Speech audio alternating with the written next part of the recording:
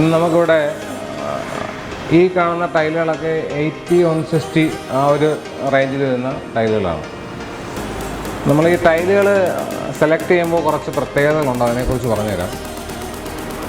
നമ്മൾ മെയിനായിട്ട് ക്വാളിറ്റി ഒരു ഘടകമാണ്. ഗുണനിലവാരത്തിൽ നമ്മൾ നോക്കി വേണം ടൈലുകൾ സെലക്ട് ചെയ്യാൻ. കാരണം നമ്മൾ ഇന്നത്തെ ഒരു മാർക്കറ്റ് എന്ന് പറയുമ്പോൾ ഒരുപാട് ടൈലുകൾ, അതായത് ഒരുപാട് ലോക്കൽ കമ്പനികളുടെ നോൺ ബ്രാൻഡ് കമ്പനികളുടെ ടൈലുകൾ ഇന്ന് മാർക്കറ്റിലൂടെ പോകുന്നുണ്ട്. നമ്മൾ 4x2, 80-160 ഇതൊക്കെ വളരെ ചീപ്പ് റേറ്റിന് നമ്മുടെ മാർക്കറ്റിൽ കിട്ടാറുണ്ട്. അപ്പോൾ നിങ്ങൾ ശ്രദ്ധിക്കേണ്ടത് നമ്മൾ എപ്പോഴും നമ്മുടെ വീട് ടൈലിടുക എന്ന് പറയുന്ന ഒരു പ്രോസസ്സ് ആ ഒരു ഒറ്റ പ്രാവശ്യത്തേക്ക് ചെയ്യാറുള്ളൂ. അപ്പം നമ്മളത് കൃത്യമായിട്ട് ഗുണനിലവാരം മെയിൻറ്റെയിൻ ചെയ്യുന്ന കടകളിൽ നിന്ന് തന്നെ വാങ്ങിക്കണം.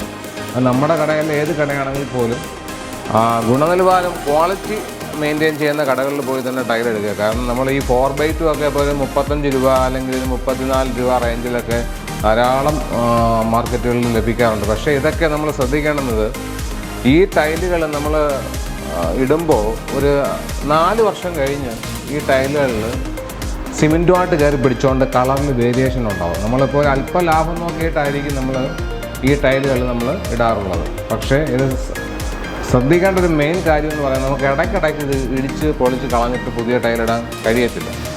അപ്പോൾ ശ്രദ്ധിക്കേണ്ടതെന്ന് പറയുന്നത്, നമ്മൾ ബ്രാൻഡഡ് കമ്പനികൾ, ആ branded company Kajaria, Somany, Johnson, അപ്പോൾ ഇതുപോലുള്ള ബ്രാൻഡഡ് കമ്പനികളുടെ ടൈലുകൾ തന്നെ നമ്മൾ ഇടുക. ലോക്കൽ ടൈലുകളുടെ പുറകെ പോകാതിരിക്കുക. കാരണം ഈ 4x2 എന്നൊക്കെ പറയുമ്പോൾ ഇതിനകത്ത് നിങ്ങൾക്കറിയാം, നിങ്ങൾ ചില ടൈലുകൾ എടുത്ത് നോക്കിക്കഴിഞ്ഞാൽ അതിനകത്ത് ആ ഒരു MOR എന്ന് പറയും, modules of rupture.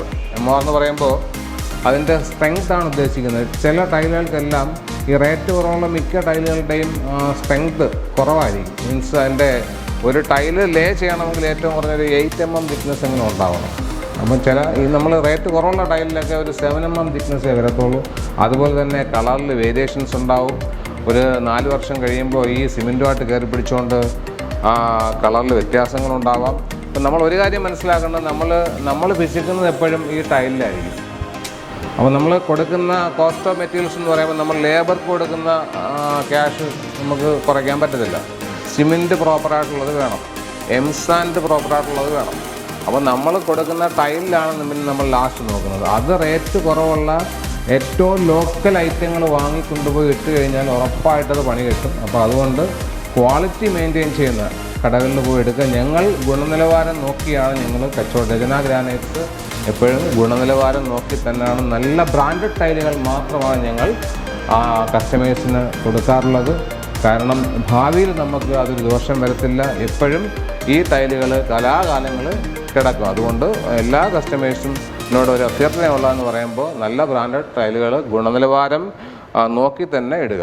Okay. Rachana granites, Anchal and Venjaramoodu.